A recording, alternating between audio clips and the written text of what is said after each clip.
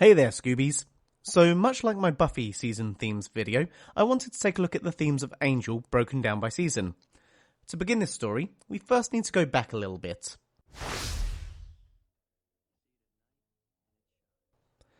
When taking on the challenge of Angel as a series, Whedon and Greenwalt wanted to explore the idea of addiction and sobriety. Although this is the premise of the show, the setup happened within Buffy. During the second season, Angelus was unleashed and Angel's abstinence from human blood was broken. When Angel returns in season 3 from a hellish dimension, he's just a little bit more feral than before. This is where his journey starts, and he's doing fine until he is hit by a poison dart and has to feed from Buffy to survive, once again breaking his fast. But Angel has another addiction. Enter the girl. Pretty little blonde thing. Vampire slayer by trade. When Angel starts, the addict premise is presented to the viewer through Angel himself. He is a vampire addicted to blood, and we watch as he deals with that addiction, which is tackled more in the first season than future seasons. Moving back to Buffy, in Becoming Part 1, we see Whistler showing Angel how he had wasted his life and the way to redemption. Angel fights the good fight by helping Buffy. At the start of his own show, Angel spends his time trying to protect from afar, separating himself from humanity, attempting to distance himself from his own temptation. Left you with a bit of craving, didn't it? Let me tell you something, pal. That craving's gonna grow. The difference here is that he's retreated back into his shell. This time, it's Doyle that pulls him back out, acting as a sponsor for Angel's rehabilitation, echoing again that in order for Angel to function effectively, he has to have a connection to humanity. You made a good choice. She'll provide a connection to the world. She's got a very humanizing influence. You think she's a hottie? The first season of Angel is a case of the week formula. This backs away from the big bad formula that was used as the overarching story in Buffy, and it helps to cement the idea of an each day as it comes that is a large part of the addict's recovery process. Ultimately, the goal is to feel human again, or in Angel's case, be human again. I'm mortal now. I have a mortal body. And I am so hungry. Look out, he's gonna eat everything in sight. The Shanshu prophecy acts as an end goal for him. Once he fulfills his destiny, will Shanshu become human. It's his reward. But Wolfram and Hart, the epitome of evil and representation of corporate America, have other plans. But it's gonna be better soon. A lot better. Darla. Continuing the recovering alcoholic analogy from the first season, Angel continues to fight his demons. Darla, being the one that sired him, is like the proverbial bottle, and he's beginning to see her everywhere. Finding out Darla is now human, Angel attempts to save her life and give her a second chance. His failure to redeem her, the very one that condemned him to this life, has an adverse effect on him. I should have stopped them. They made her drink. Angel? She didn't want to. You think that you can resist, but then it's too late. This in turn causes Angel to double down on his efforts, this single-minded intensity leading him on a journey of sorts. His failure to save Darla represents in him a failure to redeem himself, and so he continues to fight his demons, to fight her. The intensity of this focus causes Angel to become distanced from his friends and their stabilizing influence. Right now, the three of us are all that's standing between you and real darkness. You're all fired. This is echoed in Kate's story. I was doing my job. Actually, what it appears you've been doing, Detective, is isolating yourself. You've withdrawn from the stabilizing influence of your fellow officers. This mini-arc ends in a way with Angel's relapse. He has a sobering moment that causes him to go off the deep end. But for some reason, he doesn't. But we... Yeah, and you... I know. Then I... 3 times. You're not evil. His epiphany, after trying to go off the rails, is that it's his family, his friends, that make him strong. I'm still not sure I understand what happened. What's not to understand? You think you're the first guy who ever rolled over, saw it was lying next to him, and went, yeah! The third season continues to look at the themes set up during the second, that of accountability and responsibility, and like the end of the season, actions have consequences. In this case, Angel's dalliance with Darla, the consequence comes in the form of Connor. But more of that later on. This season takes a turn and moves away from the alcoholic analogy and instead pivots to consequences of tough decisions, then ultimately the responsibility of fatherhood. A key trait that often separates heroes from villains is morality. What makes Angel a champion is doing what's right. This is put to the test in a number of ways during the third season. In the episode That Vision Thing, Wolfram and Hart mess with Cordy's visions to coerce Angel into helping them rescue a prisoner of the powers that be. We are invested in Cordy's safety and consider Angel has done the right thing. How come it smells like you work for the powers that be? Because I do.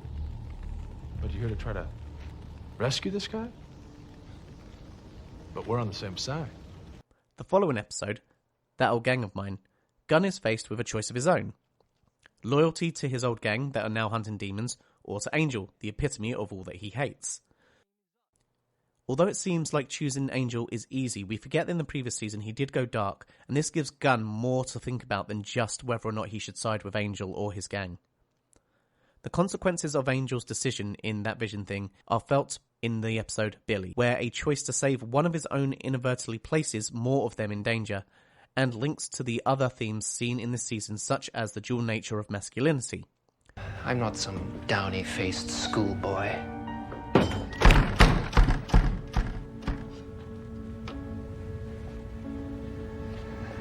I'm a man. This brings us neatly to Darla, Angel's metaphorical bottle, and now the mother of his child. In any normal circumstances, this would be a happy occasion, but in this case it brings unwanted attention. This includes the consequences of Angel's earlier choices when he was dealing with Holtz. I previously considered Darla to be the personification of Angel's toxic addiction. Taking her own life for Connor also acts as a metaphor for Angel giving up his addiction to become responsible for another life. The following episodes focus on Angel's role as a father and on the role of masculinity within the parenting arena. I look at this as an important point, especially considering the current climate and the growing conversation around gender roles and masculinity in particular often being regarded as toxic. We see a change in Angel's overall demeanour as he slots into the archetype of protector. In fact, you can probably see at this point a very protective nature in all of the male characters. I could kiss you both. The fourth and questionably most controversial season of the show, despite its flaws, still has themes. Where Season 3 looked at fatherhood, Season 4 seems to unveil the sins of the father. The season has an overarching feel of Greek tragedy, especially looking at it from the end of the previous season. In case you don't know where I'm kind of going with this, let's have a recap for a moment. Angel and Cordelia finally realise their feelings for one another. With Darla out of the picture, Cordy takes the role of surrogate mother to Connor. See? Holtz manipulated Connor into burying his own father at sea. Still no? Oedipus, in Greek mythology, the king of Thebes, who unwittingly killed his father and married his mother. The overall story of Season 4 could be related to this Greek tragedy. Loosely, you could be forgiven for seeing themes of control within the makeup, specifically the controlling influence of the mother. This is first presented by Cordelia as she plays mother to the entity growing inside her, and in turn controls Connor and the rest of the gang through manipulation tactics. Then, once born, Jasmine plays mother to the world, her controlling influence keeping everyone under her spell. In adolescence, we look to our mothers as carers and guides.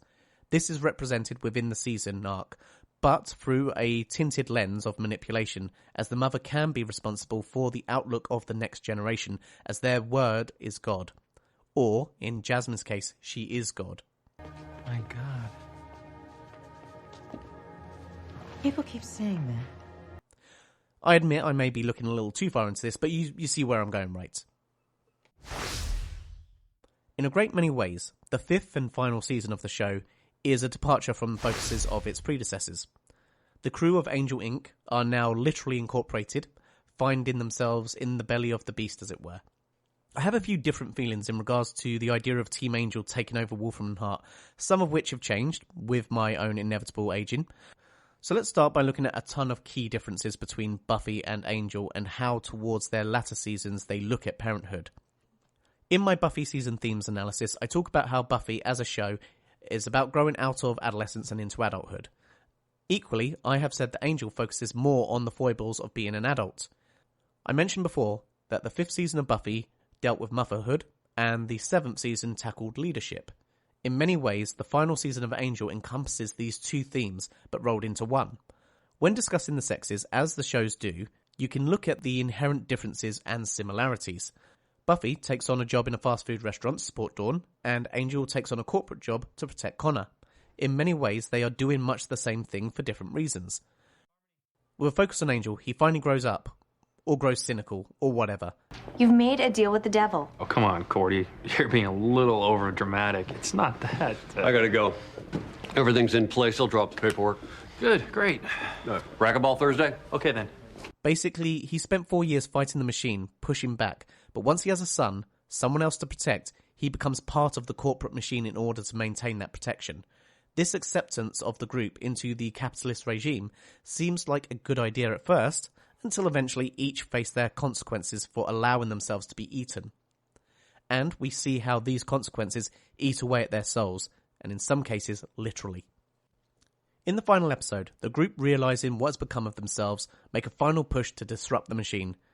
They know that their efforts are in vain, that no matter what they do, they will only be a hiccup in the grand scheme. But isn't that the point? To instill real change, we need to prove our valour in the face of adversity.